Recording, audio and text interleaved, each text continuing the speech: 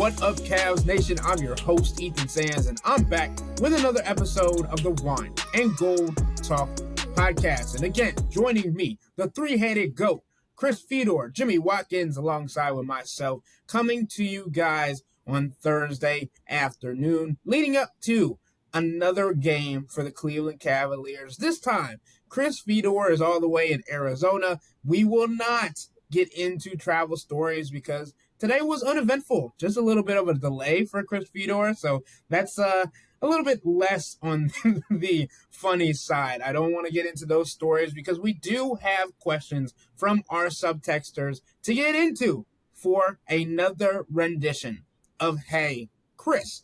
So we're going to get into those questions right now.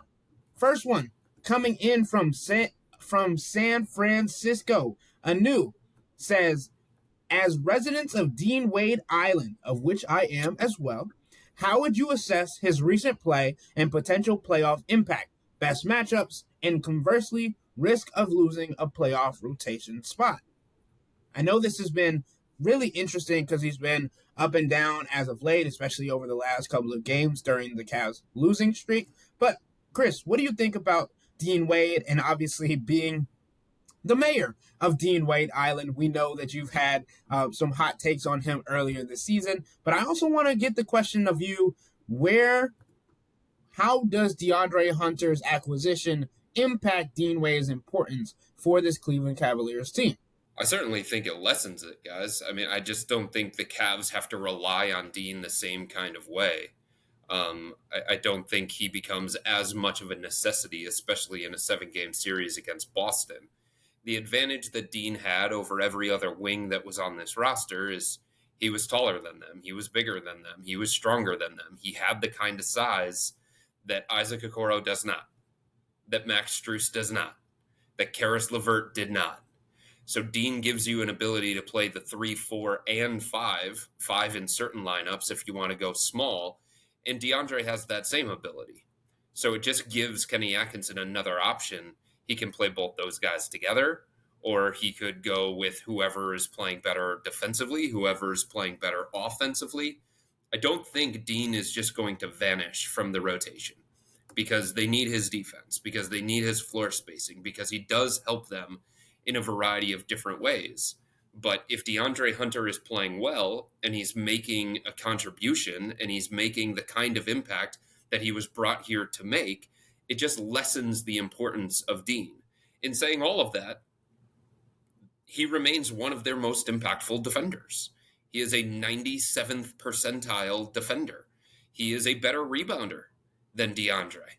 He's a better rebounder than, a majority of the guys that could get minutes at that particular spot. So I just think even though, he has kind of seen his minutes decrease here since the arrival of DeAndre, that was a natural thing that was going to happen. And there are going to be certain matchups, especially against Boston, where the Cavs are going to rely more on Dean. And he just has to stay ready. He has to stay confident. And he has to understand that, his time is going to come and he is an asset to this team. I'm glad you brought up the rebounding there, Chris, because I think that was something we kind of overlooked with the DeAndre Hunter trade. I think that was it's a great value. It's been a great payoff so far. I think he obviously raises the ceiling of this team in many different ways. But it's also just like we talked. One of the first things Kenny said is, first thing he noticed about him, man, he's big, he's broad-shouldered, he's long, he's tall. For his career, he grabs 3.4 rebounds per game, 4.9 per 36 minutes. Like, that's kind of a head scratcher. It's a little bit of a head scratcher. I don't know. I'm not going to venture to guess as to why that is, because I haven't looked at it enough since he's been here. But it's not something I love, and I think when we're talking about DeAndre Hunter as this, I promise I will talk about Dean Wade, but when we're talking about DeAndre Hunter as this like secret weapon that unlocks this final boss version of the Cavs, right? And that's true in a lot of ways. He's the stretch four who you're not playing so small with on the other end defensively, right?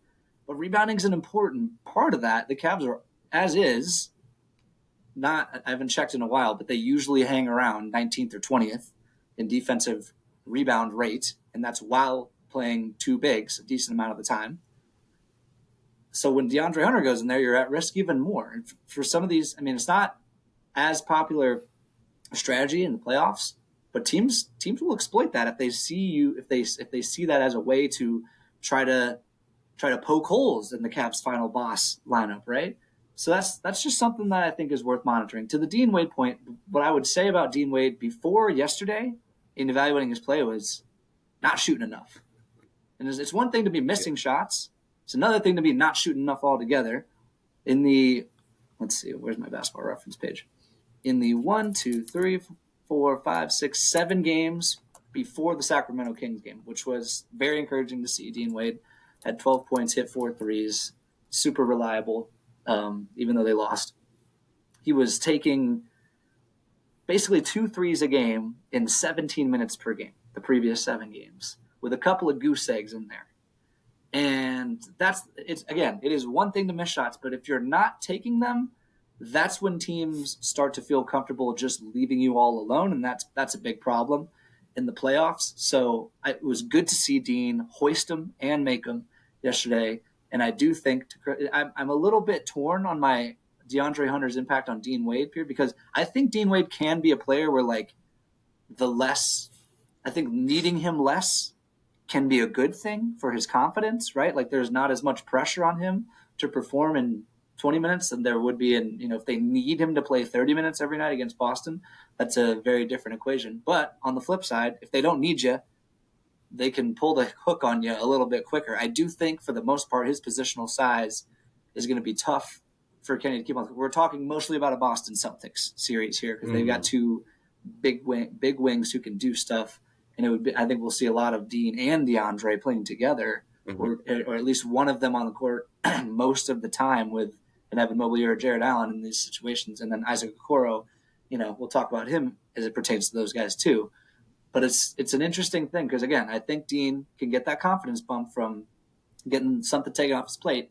But if you start having some games like you've been having recently where you're not shooting enough threes, Kenny Atkinson can't afford to leave you out there. So that's my 2 cents. Look, I think Kenny is struggling a little bit, guys, with how to best use DeAndre and how to best figure out this rotation with so many wing options. And obviously there's a hierarchy here involved, and there's a pecking order of who's better and who's more impactful and stuff like that, right? But when you're talking about the role players, the guys beyond the core 4 plus DeAndre Hunter, Kenny's struggling with this. I talked to him before the game a couple of nights ago, and I asked him a question. I said, you have played DeAndre a majority of his minutes at power forward. And I totally understand that the NBA game is positionless and 4s and 3s are basically interchangeable. But it matters in terms of lineup construction, and it matters in terms of trying to fit guys in pairings and stuff like that. So the majority of minutes that DeAndre is playing is the 4. And Kenny said part of the reason for that, number one, he likes his skill set with one other big. He likes his skill set with one other big more than he likes his skill set with 2 other bigs. But the other thing is that is his best path to getting Isaac Okoro consistent minutes. That is his best path to getting Max Strus the kinds of minutes that he wants to get Max, because Max creates so much gravity, because he's such a great cutter, because there's continuous movement and flow on the offensive end of the floor when Max is out there. And it's just like when you have so many different options and many of them are 2/3 as opposed to 3/4, the way to game it a little bit is just take one of those options that's a 3/4 and make him primarily a 4. So I think Kenny is still trying to work through all of this, especially when it comes to DeAndre. And yes, in one sense, DeAndre's versatility and DeAndre's willingness to play whatever position Kenny wants to put him at, whether it's come off the bench, start, whether it's 3, 4, maybe it's a 5, whether it's playing alongside Ty Jerome or not alongside Ty Jerome. Like, DeAndre's a blender, and it doesn't matter to him. And like having a guy like that can fit a bunch of different ways and help you in a variety of ways, that's a good thing. But I don't know that the way that Kenny is specifically using DeAndre recently, I don't know that that's the best for DeAndre. And I'm not convinced that it's the best for the Cavs either. And Jimmy, I wanted to go back to your point about Dean Wade just for a second. I think you're absolutely right. It's actually a point that I made after last night's game about how he was actually taking shots rather than just standing out there and using him as a defensive specialist, right? And another player that we haven't talked about yet on today's podcast that I mentioned yesterday is Sam Merrill, who has kind of the similar experience throwing up a goose egg when you're primarily known as a shooter. That's, to me, not acceptable, especially when against a team like the Sacramento Kings where you become a liability on the defensive end. At least Dean Wade can get away with saying, I'm at least going to help out defensively. Sam Merrill is going to get attacked. And we've talked about different lineups where we've seen two guys that are necessarily not the best or liabilities on the floor at the same time, mainly talking about Darius Garland and Ty Jerome. Those two guys haven't been on the floor a whole lot together. Kenny Atkinson likes to go with Donovan and Ty. I kind of felt like Donovan and Ty were getting attacked last night, right? When you see Ty Jerome giving up the ball, coughing up the ball in the backcourt or barely getting it up the floor. I think these are different elements that teams are going to try and look to exploit in the playoffs. And again, this is just a 3-game losing streak. We're not throwing our hands up and saying this is going to be the end-all, be-all of the playoffs. But I think there's definitely necessary things to look at when we talk about this playoff team and how they're going to be able to get past certain opponents that now have a blueprint potentially for what could be the ways to disrupt their offensive flow that has been so potent this season. But I also think you have to have the personnel that matches. Like, we've talked so much about the Cavs and their personnel in certain matchups against certain teams. But it's like other teams have to have the kind of personnel to match up with the Cavs too. And that's not an easy thing to do. And to the ball pressure point, I don't think it's a coincidence that these are the two times it sticks out in my head that the Cavs have struggled with ball pressure. Last night against the Kings, and then the Pacers loss, which was that the first loss of the season? The Pacers lost? I think in both of those cases, it was early in the season. I'm not going to say it was earlier in the season, they lost to the Pacers, and it was last night they didn't have Darius. And in the Pacers game, were they missing Ty? The idea, I know they were missing somebody, but the idea is you lose a ball handler, you put more on the existing ball handlers' plates, you're making some of these guys play more minutes, and that's why I think sometimes the ball pressure looks like it's a better weapon against the Cavs when they are undermanned against it a little bit. I think that's a fair point. And obviously not having all three ball handlers can weigh on a team, but I also think you can look at the Los Angeles Clippers game and where both Ty, or all of Ty, Darius, and Donovan had at least 2 turnovers in that contest. And obviously Kawhi Leonard is a pest when it comes to point of attack defense and might be an anomaly in that case. But he was I don't so think good in that game. He was so fun good to watch. Yeah, agreed. All right, so getting into the next question, coming from Lloyd from Mayfield Heights. He says, when I go to NBA.com stats and it shows the effectiveness and frequency of play types for the team, isolation, transition, pick and roll, ball handler, etc., I don't see much difference between this year's Cavs and last year's Cavs. But this year, their offense is way better. Is this because of just players are playing better and healthier, or something in the scheme? Jimmy, I want to start with you to see what you've seen as the main difference of this Cavs team, even if the numbers aren't necessarily pointing in a direct direction. Well, I think it goes to two things. I think Kenny deserves a ton of credit for this on 2 fronts. We could play the health game. All 3 of the core 4 are at or around 60 games right now. So that's part of it. We've had none of Donovan, Evan, Darius, or Jarrett miss 4 to 6 weeks like both Darius and Evan did at the same time last year. Donovan's not Well, we could talk about what's going on with Donovan. He's had a weird stretch here, but he's not having the same kind of um, wear down effects, wear down signs that he was this time last year. They're not having to force him to take 4 or 5 games off of it. When they were battling for seeding, they could have really used him in those games.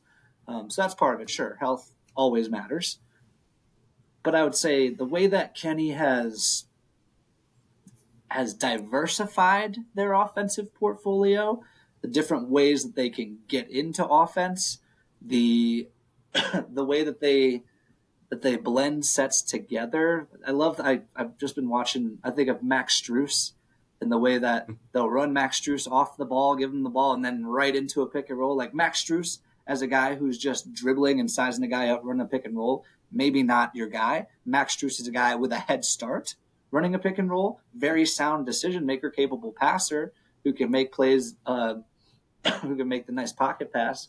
So I like that. But ball and body movement. But really, I think it's the thing more than anything. I mean, Donovan and Darius, beyond health, we're going to be Donovan and Darius.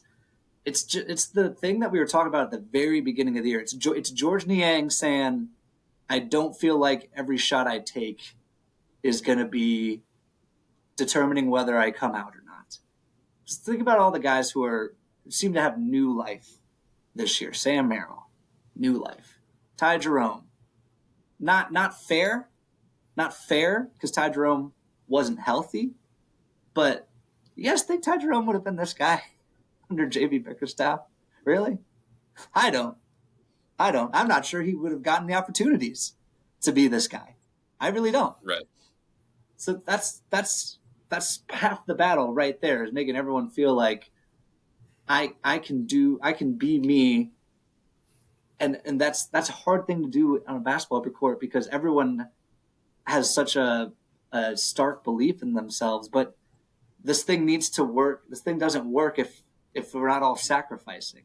Does that make sense? Like that's pretty tight needles to thread right there. And of course, the biggest player in all of this is Evan Mobley's offensive leap. All we've heard forever from the Cavs, from Donovan, from JB, Darius.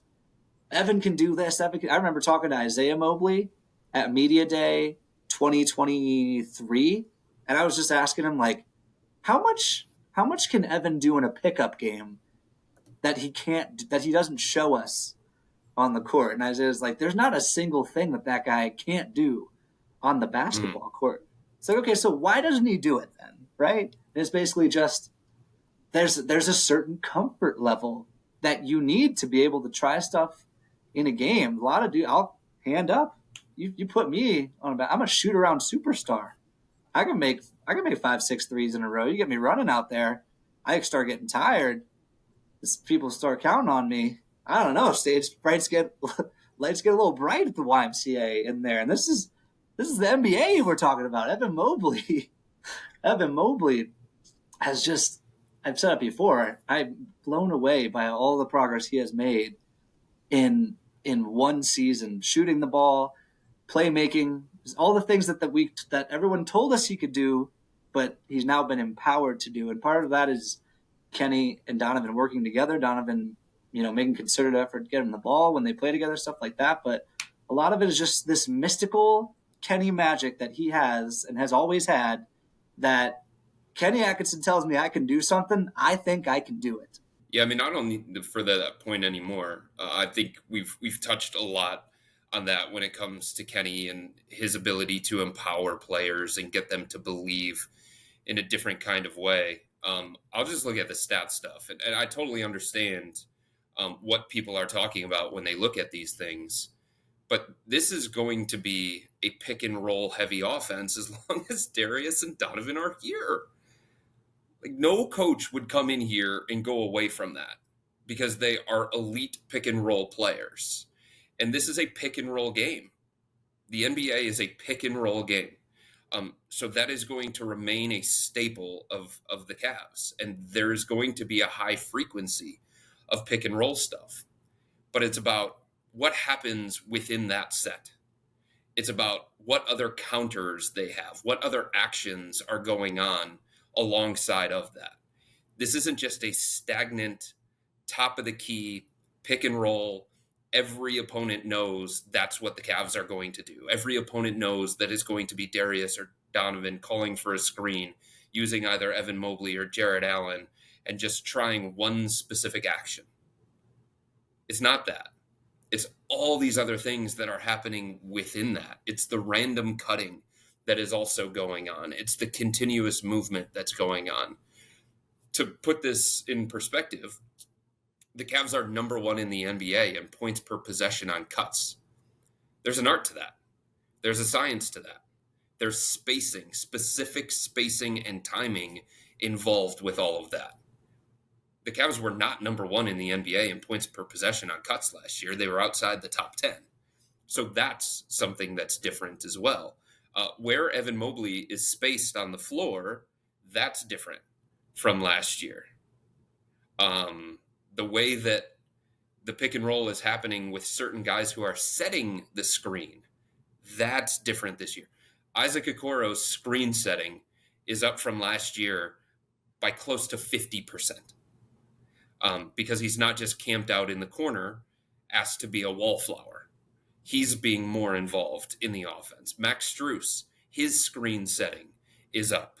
Sam Merrill, his screen setting is up.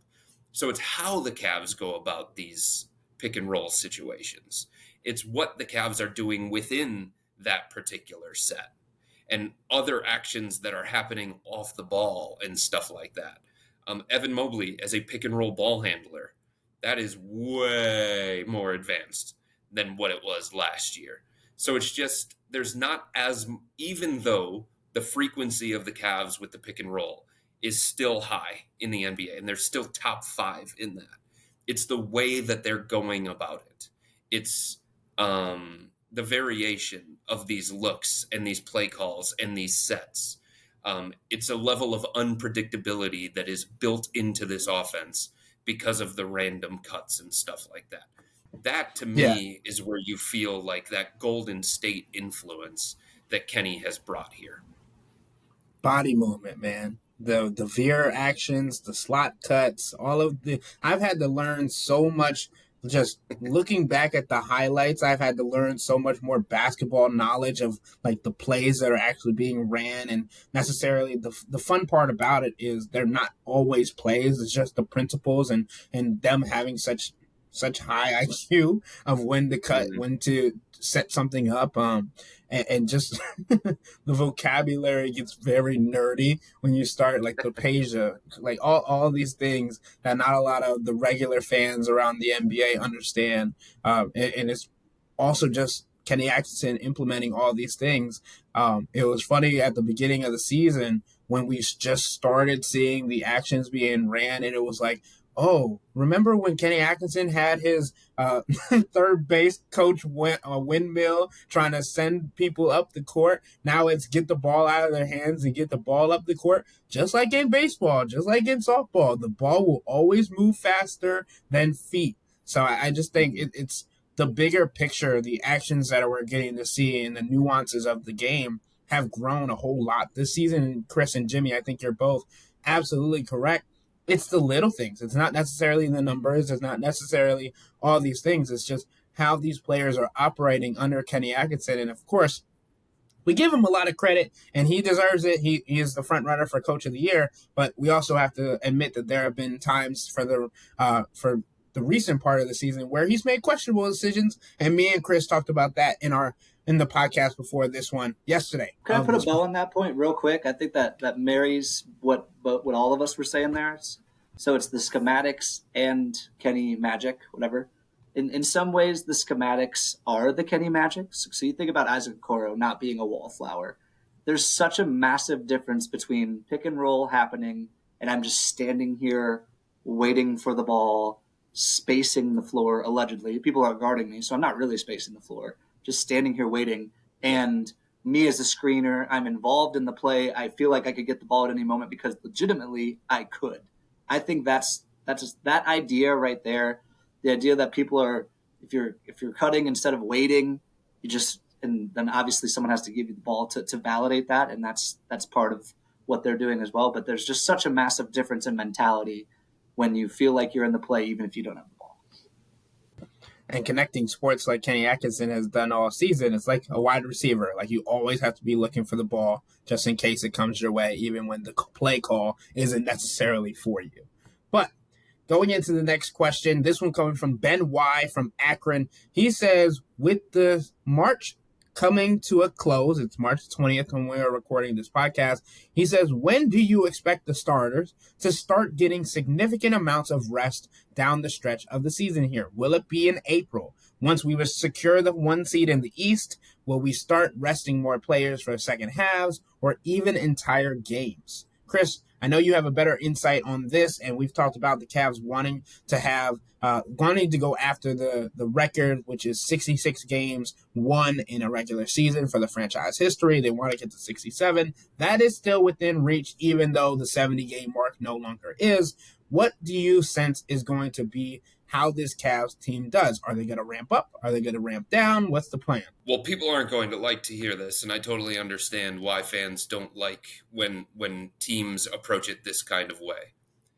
But there is a truth here involved with the Cavs. Winning is not their sole purpose down the stretch of this season. It's not. Like, they are not in a situation where it's win at all costs. They are not in a situation where it's chasing wins, chasing a seed, avoiding the play-in tournament. It's not going to be that way. They are not going to operate like that as a team. They believe in what they have here. They believe that they're a championship contender. They don't think that any of that will change down the stretch. So they're going to continue to rest guys. And I don't think it's going to be a situation where it's like, oh my God, the entire starting lineup is sitting one night. You know, that might happen on Fan Appreciation Night. Hey, the fans, thanks for coming out. Get to watch Tristan Thompson play 35 minutes. Let's go, Monty Bates. Woo-hoo! Fan Appreciation Night. Yay! But like, for the most part, it's just going to be very similar to what the Cavs have already started doing. I mean, they've basically started this since the All-Star break. Just find a certain game that is logical for somebody to get a rest night, or somebody to nurse an injury, or somebody to get extended recovery time in between games, or whatever the case may be. They have a 6-game cushion on the Boston Celtics for first place in the Eastern Conference, and they're going to take advantage of that. There is a big picture plan in place, and they are not going to go away from that, no matter what happens. They could be on a 5-game losing streak. They could lose every single game on this road trip, and it's not going to change how they view things down the stretch of the season. It's not going to change that Kenny Atkinson is going to experiment with things, with lineups, with combinations, with end-of-game situations, with end-of-game lineups, with end-of-game play calls and sets and stuff like that. It's just the situation that they have put themselves in. They can operate in a different way than the Milwaukee Bucks.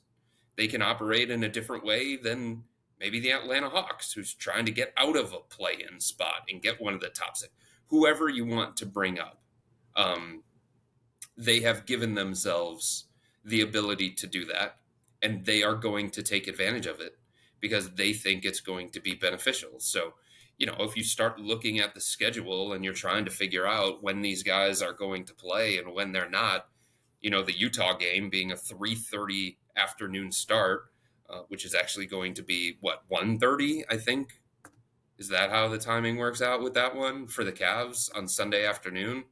I wouldn't be surprised if that's a spot where somebody may be quote-unquote rested going into the road trip finale against Portland. There's a home road back-to-back right as soon as the Cavs get back from this extended road trip. They play San Antonio, wounded, shorthanded San Antonio at home. Then they have to go to Detroit the next game for the final game against the Pistons on the road. You know, don't be surprised if that turns into a rest night. There's a back-to-back against Indy and New York, both of those games on the road. Don't be surprised if that turns into a rest night. So I don't think it's going to be a situation where, like, okay, we're just going to sit everybody all at once. But Darius, Ty, maybe DeAndre, Donovan for sure, given the groin thing that he's still working through. Evan Mobley, basically anybody but Jarrett Allen, because Jarrett has a goal of playing all 82 games, and I do think Kenny's going to honor that and respect that. They might game it a little bit. It might be fewer minutes than anticipated in some of these games down the stretch, but anybody could be eligible for a quote-unquote rest night, especially as we go down the stretch of this season. So expect to see like random times where guys are just ruled out, whether it's with an injury designation or with rest. To be very clear, the Cavs cannot just have like multiple star players out with rest, right? Like there has to be an injury designation or something, and that's also kind of gaming it a little bit and like managing an injury, right? That's also considered a rest day and all those things. But just for the Phoenix Suns game, as I think a lot of fans who know the background between the owners could have expected, everybody as of right now on the injury report for the Cleveland Cavaliers is available, except for the 3 two-way guys, Naquan Tomlin, Luke Travers, and Amani Bates. But that means that the Cavs are going full throttle trying to end this 3-game road trip, or 3-game losing streak, I apologize, with a win, and then heading over to Utah for that next game. But the other thing, too, is that there is science involved and there's data involved. And there are a lot of people involved in making these decisions. And the Cavs have all of these different metrics that they look at. And when somebody gets out of the green and into the yellow or close to the red because of the workload that they've had recently, because of the physical exertion metrics that they keep track of, and all those things, they rely a lot on the science to tell them when they feel like it's the best time to get somebody this rest night. And they felt like, based on the way that the schedule was set up the other night, coming off the game against the Clippers, they felt like, based on all of the numbers that they had and all of the different science that they were looking through, that it was best to get Darius the rest night last night against the Sacramento Kings. So it's not a situation where it's like, we really, really want to win this game, or we think it's beneficial for us to play all of our guys against this specific matchup. It's, okay, what makes the most sense for us based on everything that has transpired over the past week, or everything that has transpired over the past 2 weeks, or what's the workload of a particular guy? How much physical toll has his body taken? Is he dealing with a sore ankle? Max Strus had his hand wrapped in ice last night following the game. So that could be something just to keep an eye on as we continue to go through the remainder of this road trip. I just think that's one of the biggest misconceptions about the NBA right now, is that the players are on board with DMP rest. That's almost always a top-down decision.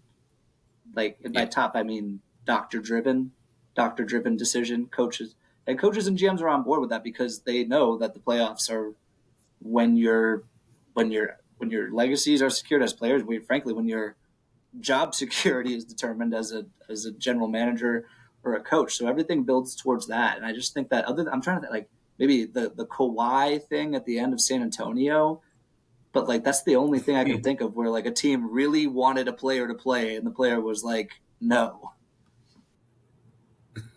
I think that's a good point. Going into the last question of today's podcast, and you guys know that I like to end with more of an NBA overarching point of view, maybe even a fun topic for you guys to discuss. Jimmy, this one's going to start with you. A general NBA question. As we're entering the final stretch of tanking teams trying to get losses, is there any sign of the NBA fixing that issue? Any chance we'll get something more fun, like a bottom-of-the-line standings tournament to compete for picks instead of a lottery? I've watched the Cavs through a rebuild, and I'll cheer for them rain or shine, but the NBA could be more creative on giving fans of rebuilding teams something to cheer for other than hoping they lose so they can draft some dude named Cooper who they never heard of before 2024. That's a great question. So, unfortunately for both this subtexter and the NBA, the NBA believes that they've already done this.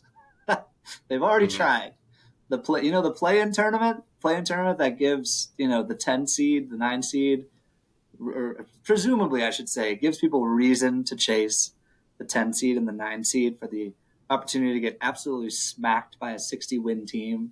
You get to play 2 more games for the chance to get smacked by a 60-win team. Now owners care about that because that's a few more home game ticket stub incomes that you can put in your pocket.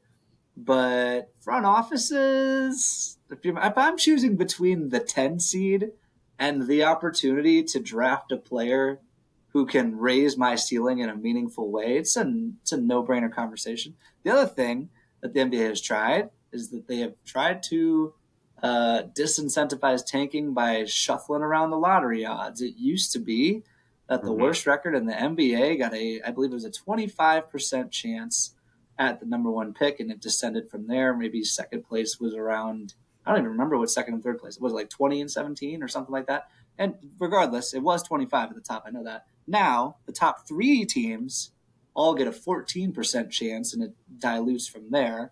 And we've seen some wonky lottery moves already, like the Atlanta Hawks last year jumped from like mid to late lottery all the way to the number 1 pick. Tough break. It's one of the worst top ends of the draft that we've seen in some time, although Zachary Ricochet looks pretty good. He's making a late push for Rookie of the Year here. But that's part of the idea. To say that it has worked, that feels like a stretch to me. I think that there's more room for workshopping on that front. I don't know that like the tournament that our subtexter proposed, the problem with that to me is that you're asking guys on really bad teams to play for a draft pick who could potentially take their jobs. And that's when the incentives get crisscrossed like that, I'm not sure. Now, I mean, I'd like to think everyone's a competitor and would just try, and they don't think of it that way. They think, hey, this guy can help us win and we'll fit real well together. But the reality is on these bad teams, nobody's job is safe. So I don't know. But yeah, overall, obviously tanking is an issue. Some of the basketball is super, super ugly this time of year. But the NBA thinks it's already done what this subtexter has described. The other thing is, and I totally understand, it sucks for fans. It is very, very difficult to be a fan of a rebuilding team. It's very, very difficult to cover a rebuilding team because there's just no guarantee that it gets better. Not in a year, not in 5 years, not even in 10 years. Sometimes you're just riding the treadmill to nowhere. But like the one thing the NBA cannot do is tell teams how they think they should function or how they think they should operate. Every team owes it to themselves to do what they think is best for them. Now, it doesn't always mean that they're right. And it doesn't always mean that they're proven right. But they have to do these things that they think benefit them because it is about them. It's about figuring out their own plan. It's about figuring out their own path. It's about figuring out, okay, what kinds of things will benefit us from a quote unquote tanking standpoint, a quote unquote like playing time standpoint.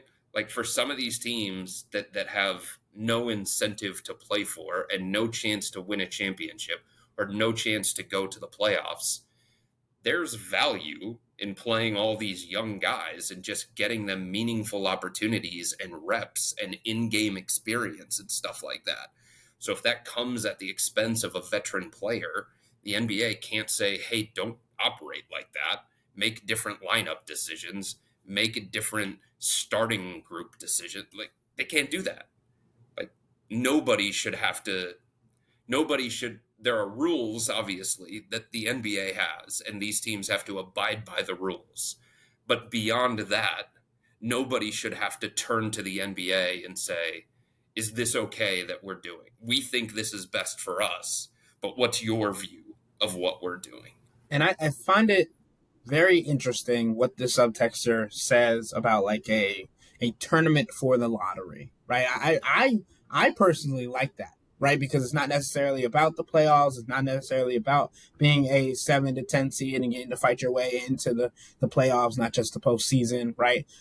Words are hard in this industry, but I think it's important to think about these things when you talk about how some players relish the opportunity to go to Cabo as soon as the regular season's over and get their rest started. But there's obviously guys on these rebuilding teams that are, one, sick of rebuilding, two, just want to hoop, just want to continue to build their resume, continue to build whatever, and to like have the opportunity to play for your teammate. I think that's an interesting idea. Like, oh my God, if you finish in the top of this lottery tournament, you can end up helping your team draft Cooper Flagg or Ace Bailey or whoever one of these guys you want to name, right? I just think it's an interesting concept, and I'm not saying necessarily that the NBA is going to do it, but this little tournament style, what Adam Silver is taken from the European soccer leagues and all those different conversations that we've already had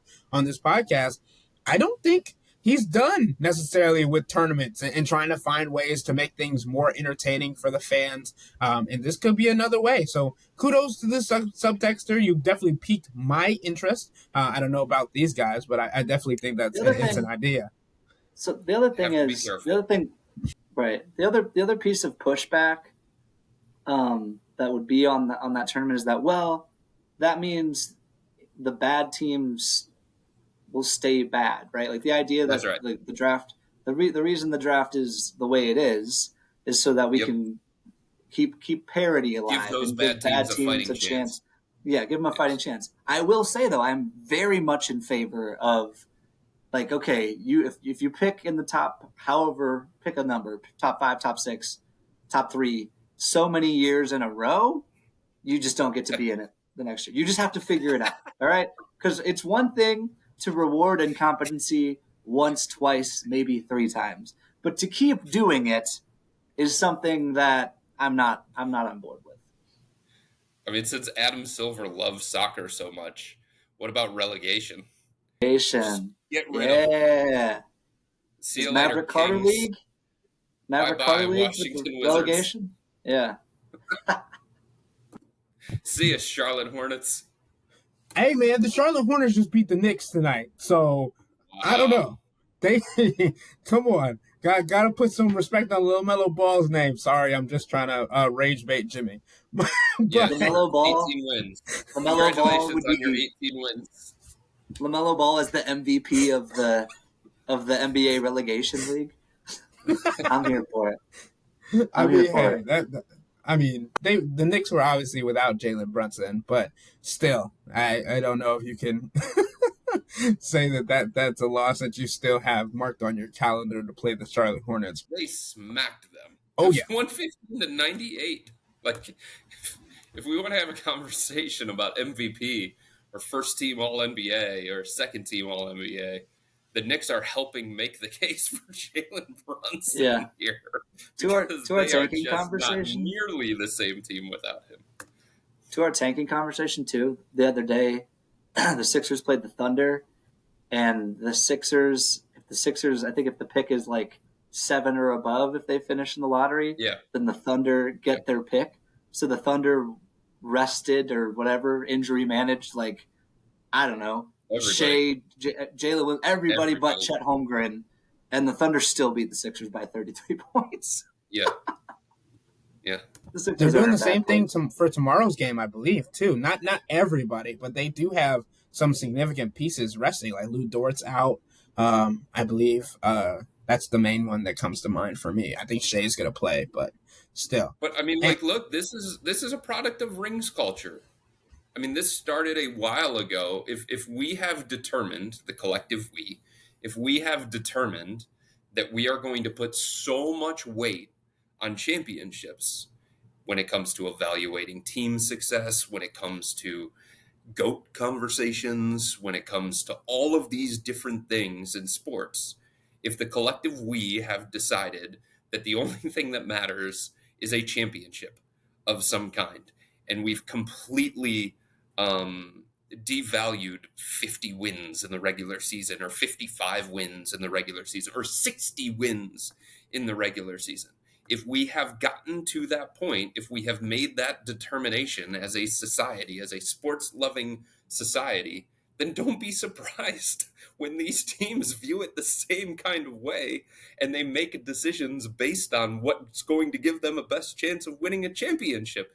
I mean, Luka Doncic was in the locker room last night following a game that the Lakers played, and Jared Vanderbilt was asked about like what the Lakers have to accomplish down the stretch of the season, and he answered the way that he answered, and Luka chimed in from a locker over and said rest. Like, everybody knows the stakes here.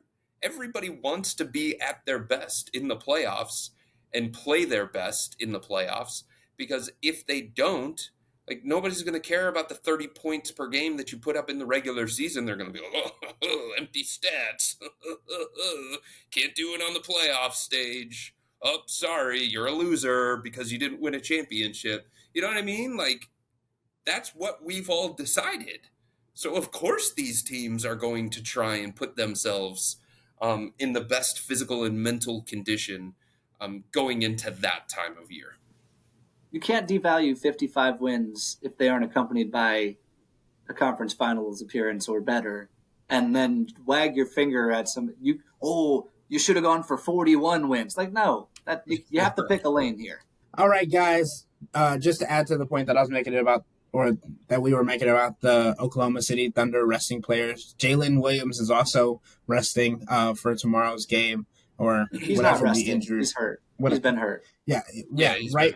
He has a right hip strain. I apologize. He is out for tomorrow's game. That's what I meant to say. And ironically enough, they are playing the Charlotte Hornets. But another game going on right now that first winning streak of the year for LaMelo Ball upcoming. The Pacers and the Brooklyn Nets are currently playing in an overtime game as well. I think it's 95-94 Pacers as I check my phone, with like 2:45 left in overtime.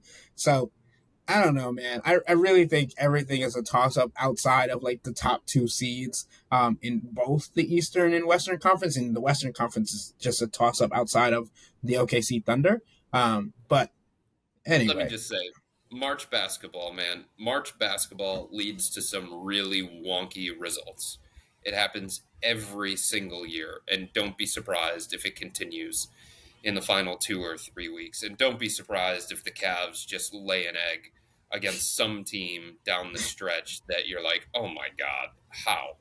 Are you serious? Like, they are so significantly better, but like, motivation is different. These guys are exhausted.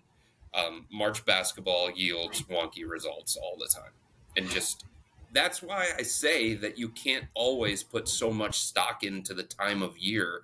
And like, there's obviously this conversation about peaking at the right time and playing your best going into the playoffs or whatever. But there shouldn't be more weight attached to this time of year than there is October, November, and December. Because, like I said, like, motivation is very, very different for every single team. Alrighty.